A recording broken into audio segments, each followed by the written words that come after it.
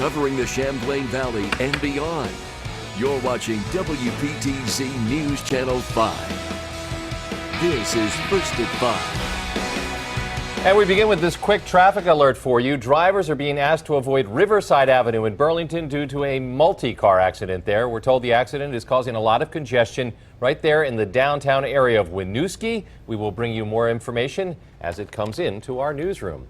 Hefty fine. Vermont gas systems forced to pay up for their silence about cost increases. Good evening, I'm George Mallet. And I'm Stephanie Gorin. State energy regulators today slapped Vermont gas systems with a $100,000 fine for violating rules that require speedy disclosure of significant changes to major projects. In this case, the spike in costs to build the gas pipeline extension to Middlebury. The fine came with a stern reprimand. WPTZ's Stuart Ledbetter is here now live with details. Stu. Well, Stephanie, the size of this fine, $100,000, is unusual. The board siding with the figure proposed by the gas utility's toughest critic, Conservation Law Foundation, who had argued the company executives at the time, early last year, violated rules requiring speedy disclosure of unexpected changes in cost.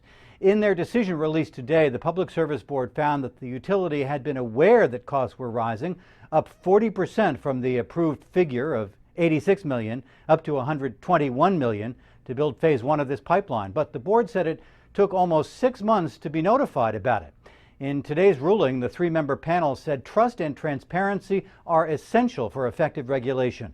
And Vermont Gas's delay in reporting the cost increase ignored this need for transparency, added to the level of procedural complexity required to analyze the increase once it was reported, and called into question the level of trust that members of the public have in the regulatory process. Now, the new leader at Vermont Gas says the utility will pay the fine and it will not be passed on to ratepayers. He adds the company will not make this same mistake again.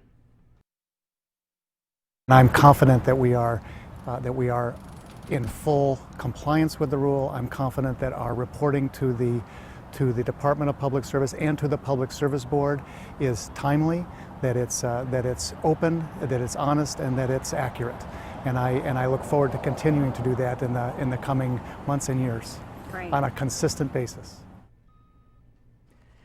Now, some penalty was widely expected to be handed down from the board given the reporting delay, and it's worth noting that this is separate from the other decision the board must reach with respect to Vermont Gas, namely whether a second, more recent increase in pipeline costs means this project to Middlebury has simply become too expensive to continue. There is no timetable yet known for that decision. George? Thanks, Stu. Well, electricity rates for most Vermonters will come down October 1st. The State Public Service Department announcing today it's reached an agreement with Green Mountain Power to decrease bills for GMP customers by 0.76% for the year. This is the second year in a row the largest utility company has lowered its rates. New tonight, Clinton County has been chosen as the future home of a medical marijuana dispensary. This after the New York State Department of Health announced 5 organizations were issued registrations to manufacture and dispense the drug under the state's medical marijuana program. In recent months, there's been a push to roll out the welcome mat for the industry in Clinton County. For one, Plattsburgh City Council passed a proposal to welcome the medical marijuana business to the Lake City. State Senator Betty Little had this to say about the dispensary, and this is a quote, that we will have a distribution facility in Clinton County makes it even better because there is an economic benefit to be gained as well.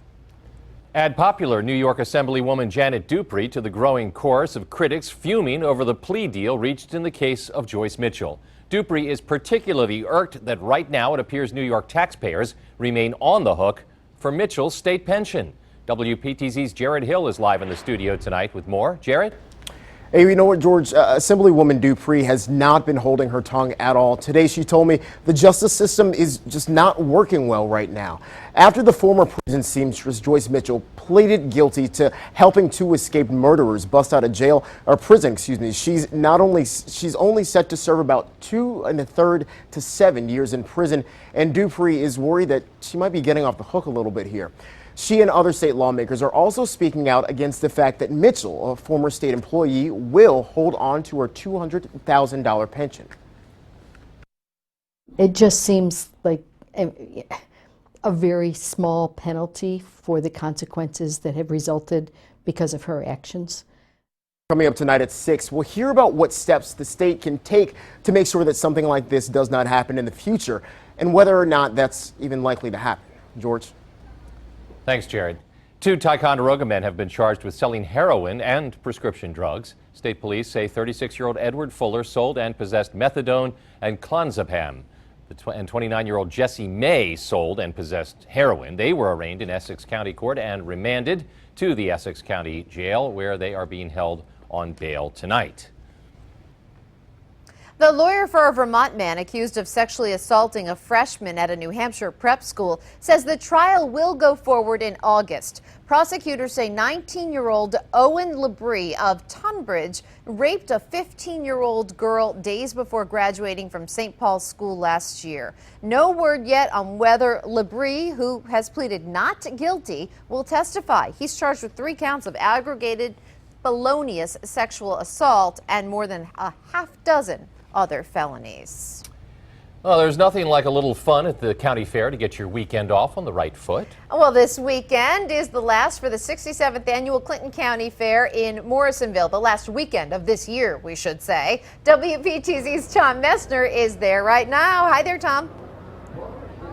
Hey guys, how could that be? How could August be here just about? That is so hard to believe.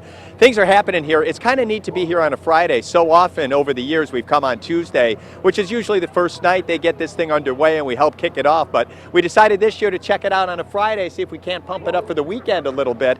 And it looks like the weekend weather for the most part is going to cooperate. So we're kind of psyched about that. How about the fact it's the 67th annual? This has been going on for an awfully long time. And we're kind of looking at things on the midway here. There are a pile of games up and down the way here that we can play. In fact, we're thinking maybe we could find a few things to do over time here. I will say yesterday it was interesting. Jared Hill was here, and if you saw his piece on when the rain came down, I think people became a little bit nervous here during the afternoon. It absolutely poured.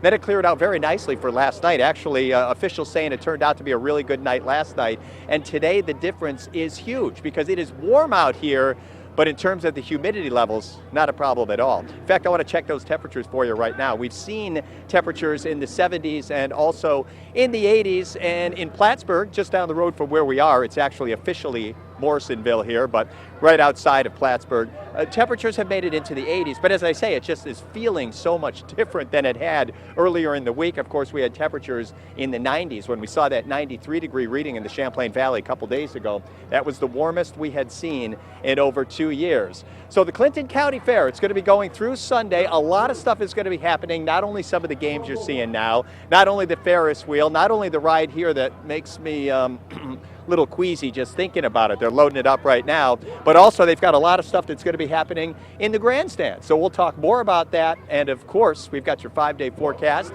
and we will key right in on the Saturday and Sunday forecast coming up. So we're live at the Clinton County Fair. We'll see you from here in just a few minutes.